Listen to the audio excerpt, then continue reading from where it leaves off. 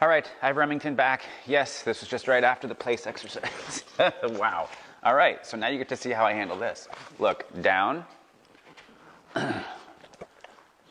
Hope he does this again. Look, sometimes all the dog is asking for right now when they jump up on you is for you to touch them. So if we put a lot of effort and energy into how we put them back down on the floor, then we're going to get that same reaction too, back from them. You saw the big wet, what I call the wet dog shake there. This is him just kind of letting go of this energy that just happened. So part of the reason why I wanted this kind of camera angle here to show you guys is because of this exercise. So this is a really good exercise for you guys to do also inside. You can also do it outside as well. So what I'm going to do now is I'm going to bring this guy in, and I'm just going to keep him on a short tether to me. He and I have never practiced this. So right now we're just going to practice him getting used to this environment right now, only being able to go a certain amount of distance from me. So this is just a slip lead on him right now. And I have this right here kind of planted onto my knee. So he's going to quickly learn that there's only a certain radius that he can move around in. And there's going to be tension on the leash, and that's up to him to figure out. So your job right now is to be a telephone pole. The only time you're going to engage with him is basically if he crawls up in your lap and you need to get him or her back down off your lap. So right here is a little bit of he heard a bark out in the yard, so he's listening. And so now we're just going to wait. So sometimes this exercise can be 3 minutes. Sometimes it can be 30 minutes.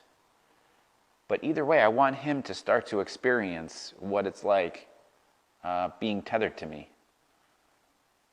He's still listening. I'm going to just let him get through this.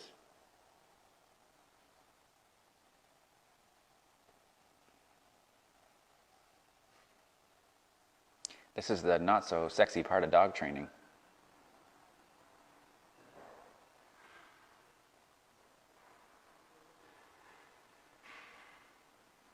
With some activity next door.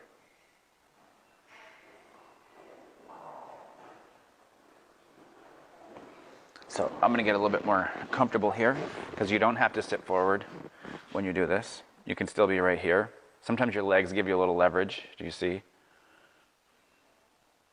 So he's going to actually be even more distracted now in that direction, which is good. So this isn't quite what I had planned on doing because of the noise, but this is, you never know. You just have to go with the flow. So if he's distracted, he's not going to do what I want him to do. So this is when I'm actually going to create what I want, which is, come here, buddy. Right here, and then sit down. Remington, sit down, buddy. Okay, so now it's his job to stay seated here next to me. If he gets up, I'm going to put him right back into that seated position. So you can do this with your dog while you're watching TV at night. You're sitting here with the remote, drink, whatever. Do it for 10 or 15 minutes. It doesn't have to be long. This is also a form of impulse control too. This is all a part of it. So he's still in the listening mode. Here we go. See what he does here.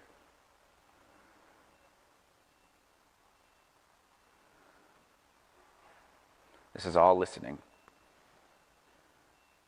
And if it doesn't look like I'm doing much right now, it's because I'm not. Because sometimes you don't have to do something every second. Oh, quickly, and be aware of it all. This would actually be a really good exercise for you guys to do with your dog.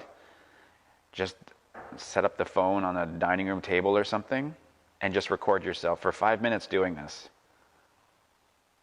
So I can take a peek at it. So if he lies down, do you see? Now you can give him extra slack. But we're going to see what kind of lying down that he does. Sometimes they lie down because they want to belly crawl forward. Other times they lie down because they're like, okay, I think I'm relaxed.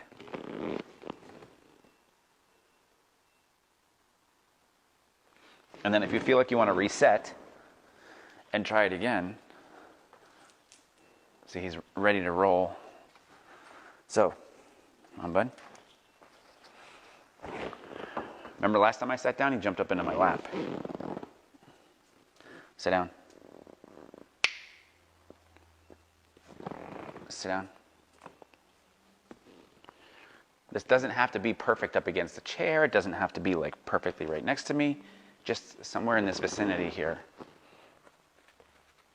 Especially now, you know, if your dog is overly excited when you have people coming into the house, this is an excellent exercise for them to do. You can sit here and have a conversation with somebody all the while practicing with your dog. There you go.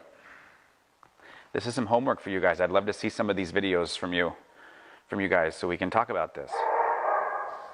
There's a big distraction next door.